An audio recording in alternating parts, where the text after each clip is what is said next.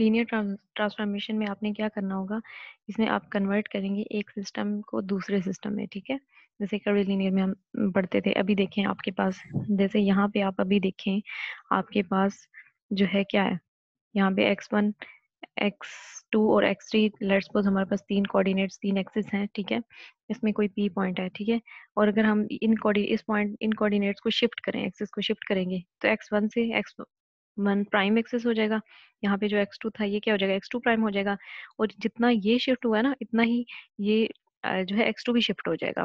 इसी तरह आपके पास x3 है, ये भी इतना ही शिफ्ट हो जाएगा, ठीक है। तो आप देखेंगे ये ऐसे ही है जैसे आपके पास x y z थे ना, तीन कोऑर्डिनेट्स। तो यहाँ पे अगर आप इसको x को x प्राइम में शिफ्ट करेंगे, तो आप देखेंगे कि आपके पास तीनों एक्सिस शिफ्ट होंगे, सिर्फ एक नहीं शिफ्ट हो सकता, तीनों को एक्सिस उसके जो है वो शिफ्ट हो गए हैं किसी एंगल पे। अब आपने क्या करना है, अब आप देखेंगे आपके पास हमने जैसे E1 यूनिट वेक्टर रिप्रेजेंट किया हुआ x1 पे, ठीक है। तो हम देखेंगे यहाँ पे क्या होगा, जो आपके पास प्राइम जो एक्सिस है उसमें आपके पास E1 हैड सेम ऐसे ही होगा, लेकिन वो क्या होगा, प्राइम साथ लगा देंगे कि प्राइम कोऑर्डिनेट में है, ठीक है, यूनिट वेक्टर। इसी तरह E2 हैड हमारे पास क्या हो जाएगा, वही हो जाएगा, ठीक हो गया। अब हमने इसी को कन्वर्ट करना है। अभी हमने ट्रांसफॉर्मेशन देखनी है कि x से हम x1 प्राइम में जैसे ट्रांसफॉर्म हुए तो हमारे कोऑर्डिनेट्स कैसे ट्रांसफर होंगे। ये ट्रांसफॉर्मेशन देखने के लिए हम स्टार्ट करते हैं इस टॉपिक को। आपने क्या कंसीडर करना है, अनप्राइम कोऑर्डिनेट्स। अब अनप्राइम कोऑर्डिनेट्स क्या हैं, जैसे x1 x2 x3, इनके साथ कहीं पे भी आपको प्राइम नजर नहीं आ रहा। साथ ही इनके यूनिट वेक्टर्स भी आप देख रहे हैं। अगर मैं पोजीशन वेक्टर को लिखूं तो वो कैसे लिखेंगे, x1 E1 हैट यानी E1 यूनिट वेक्टर है इसके साथ, प्लस x2 E2 हैट इसका unit vector, plus x3 E3 hat का यूनिट वेक्टर, ठीक हो गया। अब आप देख रहे हैं ये सारे कोऑर्डिनेट्स जो हैं ये हमारे पास पोजीशन वेक्टर है अनप्राइम कोऑर्डिनेट्स में, यानी अभी ट्रांसफॉर्मेशन नहीं हुई भी। तो let the coordinate system is transformed into the prime coordinate. अब आपके पास यही पोजीशन वेक्टर या यही कोऑर्डिनेट्स जो है ये ट्रांसफॉर्म हो गए और किस में हो गए, प्राइम्ड में। जो न्यू वाला है उसको हमने क्या कह दिया, prime coordinate system. Bye rotating the coordinate system, हमने क्या किया, जो हमारे पास x1 x2 x3 थे उनको उनको रोटेट कराया, और रोटेट कराने के बाद हमारे पास प्राइम्ड कोऑर्डिनेट सिस्टम हो गया to an angle theta theta से, ठीक है। अब आप देखें, then the same position vector can be written as. अब यही पोजीशन वेक्टर जो हमने r लिखा हुआ था ये हमारे पास अनप्राइम कोऑर्डिनेट सिस्टम में था, अब ये प्राइम कोऑर्डिनेट में आ जाएगा।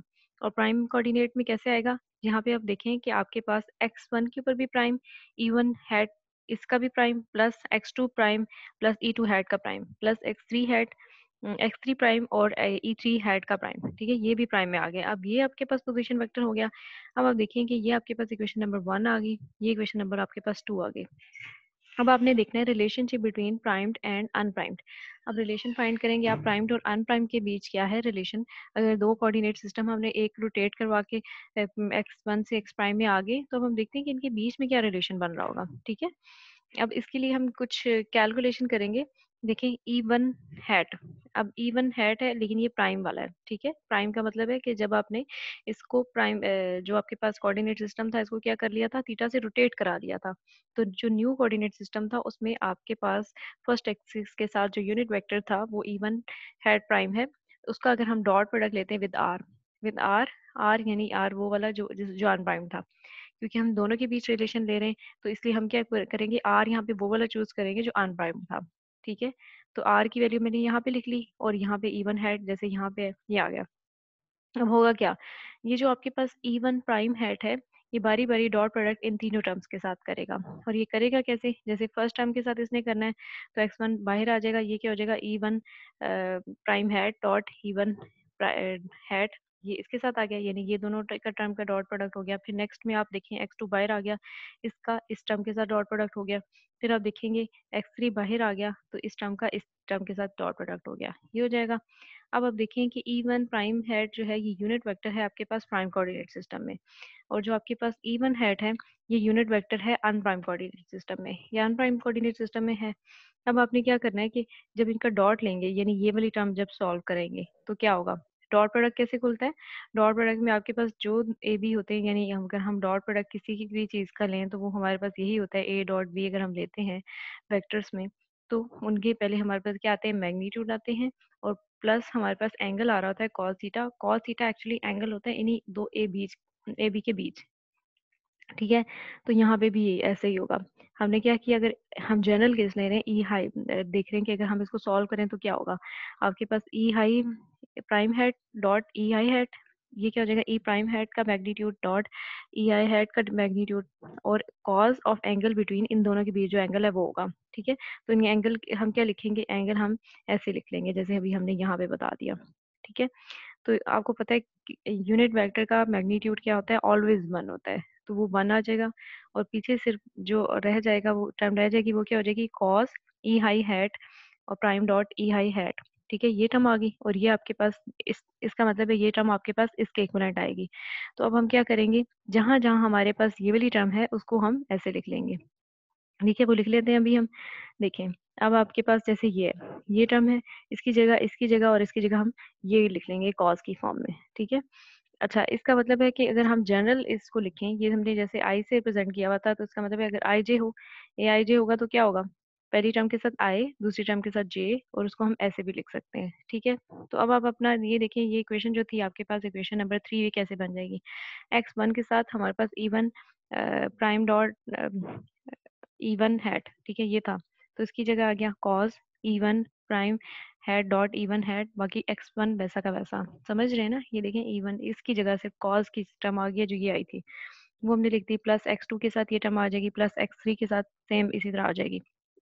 और जैसे यहाँ भी ए आई जी आपने कहा ना कि आपके पास क्या वैल्यू है, तो अब और वो इसके इक्विवेलेंट हो रहा है, तो यहाँ भी हम देख रहे हैं कि पहले केस में आपके पास 1 1 है, इसका मतलब है आई की वैल्यू भी 1 है, जे की वैल्यू भी 1 है। ठीक है, तो इसका मतलब होगा कि कॉस की ये जो वैल्यू है ये किसके इक्वल होगी, ए के किसके वैल्यू इक्वल होगी, 1 1 के इक्वल होगी।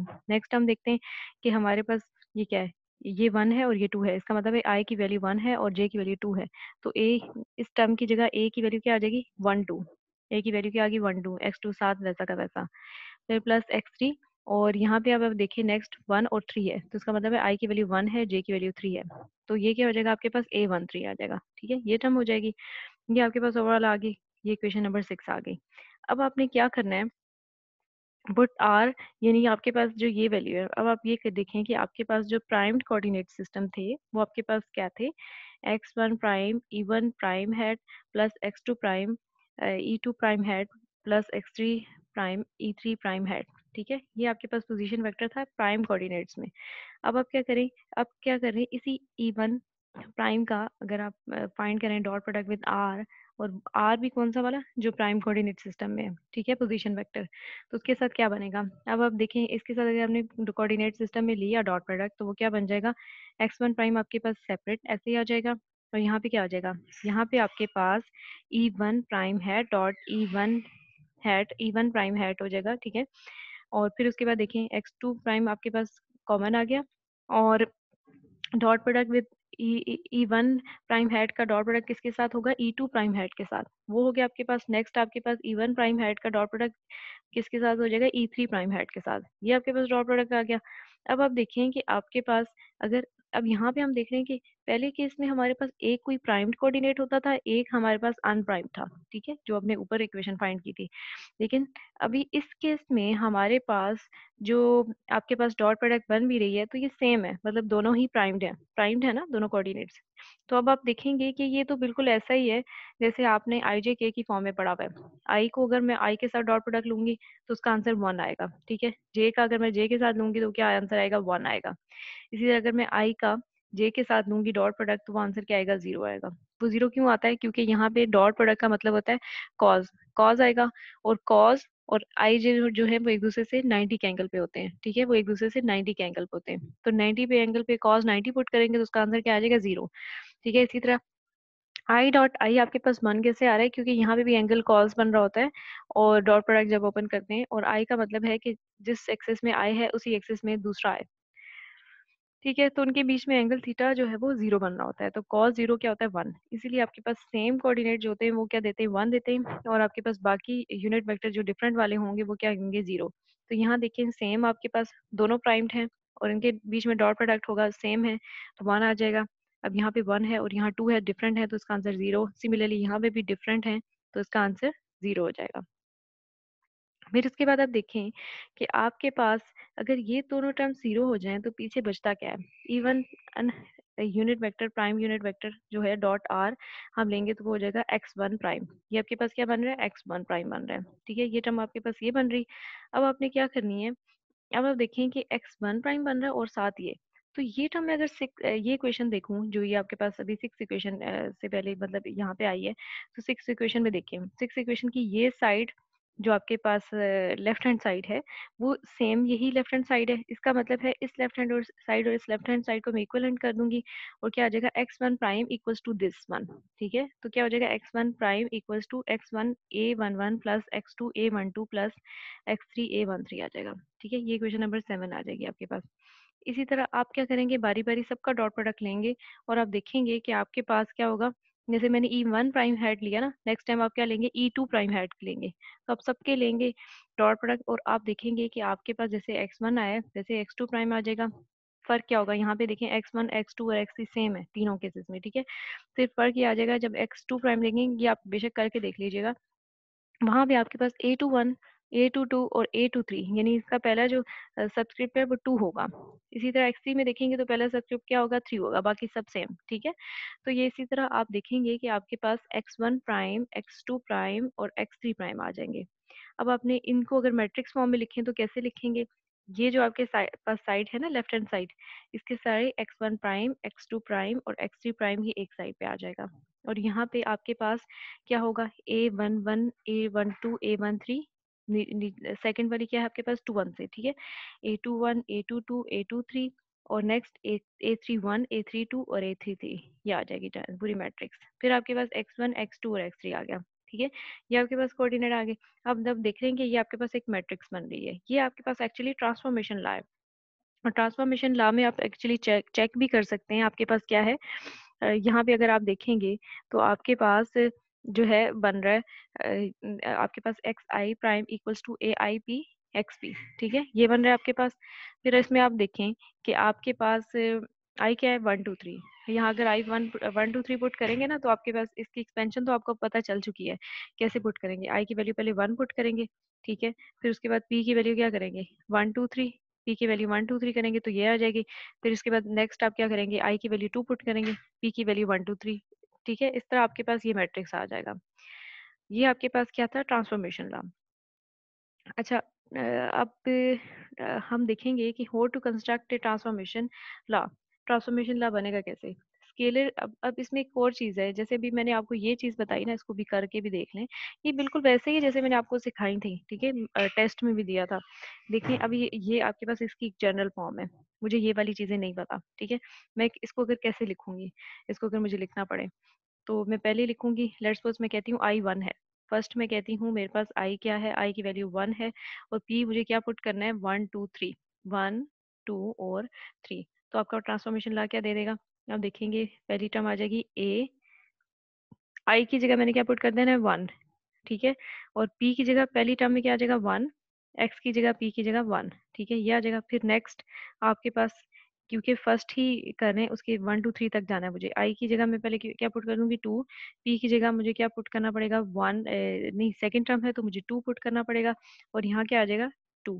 ठीक है, इसी तरह मैं क्या करूंगी नेक्स्ट टर्म ए, और यहाँ पे आई की जगह मुझे 1 ही पुट करूंगी, पी की जगह मेरे पास क्या आ जाएगा 3 और एक्स 3। ठीक है, ये आप अब देखें आपके पास फर्स्ट एंट्रीज हैं। ठीक है, इसी तरह आप नेक्स्ट टर्म कैसे पुट करेंगे, नेक्स्ट टर्म में आप करेंगे i equals to 2, i equals to 2 put करेंगे, पी इज इक्वल्स टू 1 2 3। ठीक है, तो उससे आपके पास ये सारी एंट्रीज आ जाएंगी। फिर इसी तरह नेक्स्ट करेंगे, ये जैसे एग्जैक्टली आपने एक्सपेंशन में पढ़ा हुआ है वैसे आपने करना होगा। ठीक है, तो इसमें आप एक बात का ख्याल रखिएगा कि स्केलर जो होता है उसका रैंक क्या होता है। स्केलर आपके पास क्वांटिटीज कौन सी होती हैं जिनका जस्ट हम मैग्नीट्यूड स्टडी करते हैं, हम उनकी डायरेक्शन, हमें कोई चीज ये नहीं मैटर कर रही थी कि उनकी किस तरफ वो डायरेक्शन है। ठीक है, अब देखें इस अगर कोई स्केलर क्वांटिटी है तो उसका रैंक 0 होगा। ठीक है, उसका रैंक क्या होगा 0। ठीक है, 3 की पावर आप यहाँ पे क्या लेंगे 0, 3 की पावर क्या होगी 0 1 देगी। ठीक हो गया। अब स्केलर कौन सी क्वांटिटीज होती हैं, जैसे आपके पास नॉर्मल हम बात करते हैं, जैसे स्पीड की अगर मैं बात करती हूँ तो स्पीड इज जस्ट, उसमें मुझे नंबर चाहिए कितनी स्पीड है। ठीक है, उसमें मैं ये नहीं कह रही होती कि हम किस तरफ को जा रहे हैं। ठीक है, तो स्पीड मेरे पास क्या है, स्केलर क्वांटिटी है। तो अगर स्पीड टाइप आ जाती है मेरे पास लिखी हुई, तो मैं उसका रैंक क्या बताऊंगी, 0। इसका मतलब होगा 3 की पावर 0, यानी उसकी एक्सपेंशन क्या कहाँ तक जाएगी, ये बात पता चल रही है मुझे यहाँ पे। इसी तरह स्पीड के बजाय अगर मुझे पता चलता है वेलोसिटी, तो वेलोसिटी आपके पास क्या होगी, वेक्टर होगी। तो वेक्टर जो है उसका रैंक क्या होगा, 1। ठीक है। अच्छा, उसमें भी है, अब वेक्टर आपके पास टेंसर है, उसका रैंक 1 है, और उसमें आप 3 की पावर 1 मतलब 3 टर्म्स आएंगी एक्सपेंशन में। ठीक है। इस तरह आपके पास डायरेक्ट होता है, उसमें क्या होगा, टेंसर होगा, उसका रैंक क्या होगा, 2 होगा, तो 3 की पावर 2। ये भी हम देखते हैं, ये जो भी मैंने आपको बात बताई ये कैसे होगा। अब आप देखें ट्रांसफॉर्मेशन अगर आपने रैंक 1 की करनी है, जैसे रैंक 1 की ट्रांसफॉर्मेशन करेंगे तो वो कैसे आएगी, रैंक 1 की ट्रांसमिशन ये आ जाएगी आपके पास। ठीक है, उसमें आपने क्या किया है, ये आपके पास टर्म आ रही है। सिर्फ देखें यहाँ पे ए आई पी आपने लिखा, ए पी आ रहा है। ठीक है, ये तो ए मैट्रिक्स था ना, साथ में ये वो आ रहा है। ठीक है। इसी तरह आप ट्रांसफॉर्मेशन ला टेंसर रैंक 2 का करेंगे तो क्या आ जाएगा, आप उसका कैसे बनाएंगे, आप स्टेप 1 आपने लिखा कि हम किसकी करें, रैंक 2 की। रैंक 2 में आप देखें ए दो मैंने ए लिख दिए। ठीक है, यहाँ पे। अच्छा, इसके बाद आप क्या करेंगे, ये ए आ गया। ठीक है, अब 2 ए का मतलब है आई जे आएंगे। अब यहाँ पे सिर्फ आई आया था ना। अच्छा, अगर आपको याद हो तो मैंने जैसे आपको इंडिसेस बताई थी, मैंने आपको बताया था जितनी इंडिसेस होती हैं, जैसे अभी हमने किया भी, अगर हमारे पास यहाँ पे आई जे लिखा हो, तो मुझे यहाँ पे पहले ही पता चल रहा है कि यहाँ पे 2 इंडिसेस हैं, तो ये रैंक क्या है आपके पास, 2 है। आई जी 2 कोऑर्डिनेट है यहाँ पे। ठीक है। अभी यहाँ पे देखें सिर्फ आया था, रैंक 1 है। अब यहाँ पे क्या होगा, आई जे आ रहा है, तो 2 है आपके पास, तो ये रैंक क्या होगा, 2 होगा। ठीक है। उसके बाद आप देखिए इसको ऐसे लिख लेंगे। फिर इसके बाद आप रैंक 3 के लिए क्या करेंगे, आपके पास आई जे के 3 इंडिसेस आ रही हैं। ठीक है, उसको ऐसे आप लिख लेंगे, first term I P, second term J Q, third term आपके पास के आर, और ये मैट्रिक्स आपके पास होता है, ये क्या होगा, पी क्यू आर। ठीक है। रैंक 4 के लिए इसी तरह आप क्या करेंगे, रैंक 4 में आई जी के एल, यानी 4 इंडिसेस आपके पास आ रही हैं, और वहाँ पे आई के साथ पी, ए के साथ जे, जे के साथ क्यू, और के के साथ आर, एक एल के साथ ऐसा आ रहा होगा। ठीक है। तो ये आपके पास ट्रांसफॉर्मेशन की थी। अभी इसको मजीद आपको समझ आएगा इसका अगर हम क्वेश्चन करेंगे। क्वेश्चन अभी करते हैं हम।